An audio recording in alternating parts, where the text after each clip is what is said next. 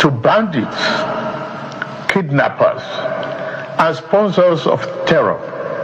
Surrender or face the full force of the Nigerian state. These windows of surrender will not remain open forever. No mercy will be shown to those who trade in blood of Nigerians. You see, this is the problem, and this is why I don't have confidence in President Bola Ahmed Tinubu. Because how are you saying that for bandits and every other person sponsoring terrorism, that they should surrender or they will face the Nigerian state? So pending when they decide to surrender, they can continue to kidnap, they can continue to kill, they can continue to rape our women, they can continue to keep kidnapping our children from schools. No, President Bola Ahmed Tinubu, this is the time for you to move in. You have been waiting for them to surrender for the longest. They have refused to surrender. For the longest, you have been calling on them to surrender, that they should drop down their arms. For the longest. But every day by day, the insecurity increases. Every day by day, they keep committing these atrocities. They keep committing this evil. And yet, you are waiting for them to surrender. Need I remind you what you promised in 2022? I'm going to play you a clip. You promised in 2022, this was not your words when you were seeking election in 2022. You said that you were going to eliminate. These were your words. And thank God, it's from your own channel, TVC. So I'll play everything down to when you started speaking. Begin from Kaduna State, where the presidential candidate of the All Progressives Congress, Bola Tinubu, has promised to eliminate kidnappers and other troublemakers terrorizing Kaduna State in the northwestern region of the country. Asiwaju Tinubu, who gave this assurance during the APC's Northwest presidential campaign rally held in Kaduna on Tuesday, told the crowd of APC supporters that he will bring an end to the security challenges in the state. TVC News, Lopa Assam has more. Hundreds of support groups and thousands of supporters of the APC converged on Ahmadu Bello Stadium in Kaduna for the flag-off of the party's presidential campaign in the Northwest.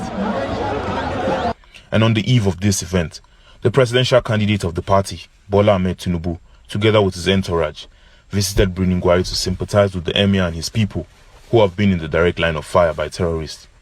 And there he donated 50 million naira to the families of the victims. His arrival at the Ahmadu Bello Stadium on Tuesday signaled the beginning of the presidential campaign in Kaduna. And together with his entourage, Asiwaju Tinubu immediately went round the arena, waving at the mammoth crowd. Also at the campaign rally was his running mate, Senator Kashim Shettima, as well as the governors of Kano, Kebbi, Jigawa, Plateau and Borno states, with party members from their various states. And while addressing the crowd, Bola Tinubu assured them of his commitment to create jobs for the youth, improve agriculture, and bring socio-economic developments if voted into power.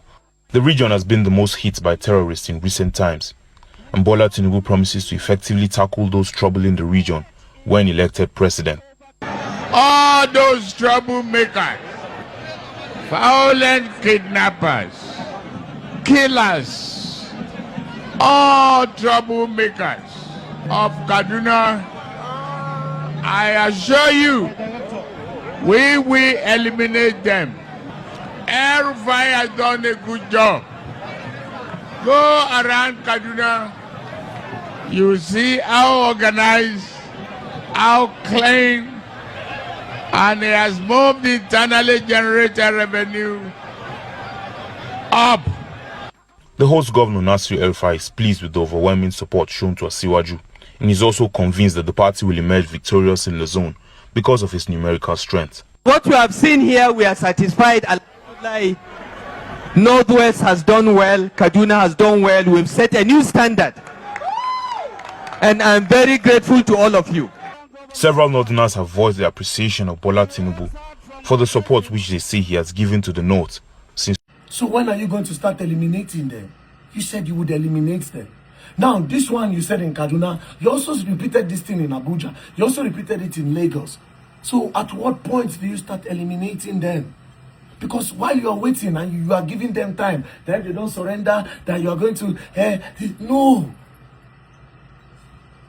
Day before yesterday, a principal in Kogi State was killed. Now, for that principle, we have said it that public schools do not go to school again until the government figure out a way to end insecurity. Until this insecurity comes to a stop. Public schools are no longer safe. Now you don't go now, they don't unalive you, which is quite unfortunate. Nobody deserves that. Children see this side bush, you still get mind they go open school. For what? School children, school teachers, the day side bush, you are still opening school. For what? Nigerians are still going by their day as if nothing they happen. For what? And you want Nigeria to be great? This same thing you people did in 2014 when they carried Chibok girls. Everybody moved on. Everybody moved on till tomorrow. Those girls are still in the bush. That thing went further to give Boko Haram the audacity to continue these atrocities.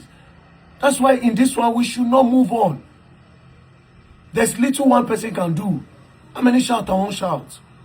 That's why they call on all Nigerians. I say this particular one, we should not move on until they bring back those children and those teachers.